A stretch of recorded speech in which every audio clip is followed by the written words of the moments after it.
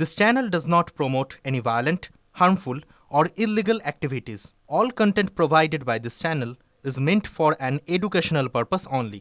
সল্টলেকে তথ্য প্রযুক্তি কর্মীকে অপহরণ কাণ্ডে 7 জনকে গ্রেপ্তার করা হয়েছে। মঙ্গলবার রাতে হরিণঘাটা থেকে 7 জনকে গ্রেপ্তার করে সেক্টর 5। কিন্তু তদন্ত কিভাবে চললো, সেক্টর 5 ইলেকট্রনিক্স কমপ্লেক্স থানা পুলিশ কিভাবে তদন্ত করে, বিস্তারিত জানবেন আমাদের প্রতিনিধি রঞ্জিত সঙ্গে রয়েছে। রঞ্জিত, ঘটনাটা কি ঘটেছে, অবশেষে কিভাবে এই জালে 7 জন?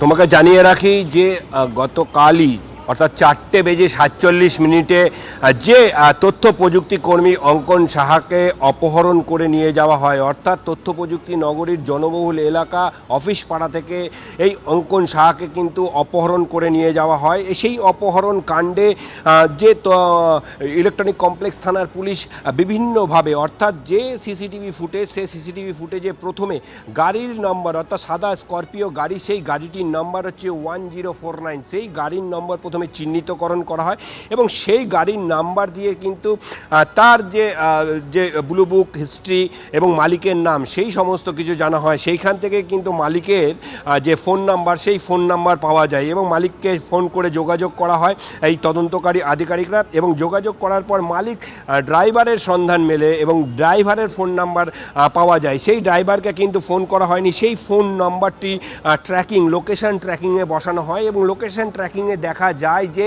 বড় জাগুলিয়া অর্থাৎ ন্যাশনাল হাইওয়ে 12 এর সামনে তার গাড়ির লোকেশনটি দেখায়। এরপরেই কিন্তু হরিণঘাটা থানার আইসিকে খবর দেওয়া হয় এবং সেই মতো হরিণঘাটা থানা আইসি সেই জায়গায় গিয়ে সেই গাড়িটিকে ইন্টারসেপ্ট করে এবং তার পরবর্তী ক্ষেত্রে দেখা যায় যে সেই গাড়ির মধ্যে 6 জন রয়েছেন এবং সেই 6 জন অর্থাৎ অঙ্কন সাহা সহ 6 জন রয়েছে এবং তারপরেই তাদেরকে কিন্তু আটক করা হয়। আটক করার পরে ইলেকট্রনিক কমপ্লেক্স থানায় খবর দেয়। ইলেকট্রনিক কমপ্লেক্স থানার তদন্তকারী আধিকারিকরা সেই মতো সেখানে পৌঁছয় এবং তাকে জিজ্ঞাসাবাদ করে জানা যায় যে অঙ্কন সাহার কাছে বেশ কয়েক লক্ষ টাকা পেত যারা অপহরণ কাণ্ডের সঙ্গে যুক্ত ছিলেন এবং তাদের মধ্যে 6 জনকে ইতিমধ্যেই গ্রেপ্তার করেছে ইলেকট্রনিক কমপ্লেক্স থানার পুলিশ। এবং তাদেরকে যখন এই ঘটনাটা ঘটে সেক্টর 5-এ যেখান থেকে তাকে অপহরণ করা হয়, সেই সময় এক প্রত্যক্ষদর্শীর প্রতিক্রিয়া আমাদের কাছে রয়েছে, সেই প্রত্যক্ষদর্শীর বক্তব্য শুনবো।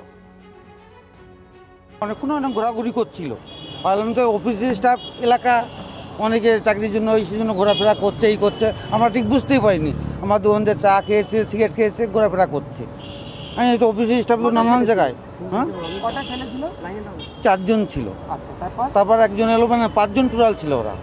তা হঠাৎ করে লোকটা এই বাইকটা নিয়ে যখন বেরোয়, গাড়ি পার্কিংকে টাকা দিল, গাড়ি পার্কিংকে টাকা দিয়েও বাইক নিয়ে বেরোবে, এসে 4 জন এসে ও জামা কলা ধরে বাইক থেকে টেনে নিয়ে মারতে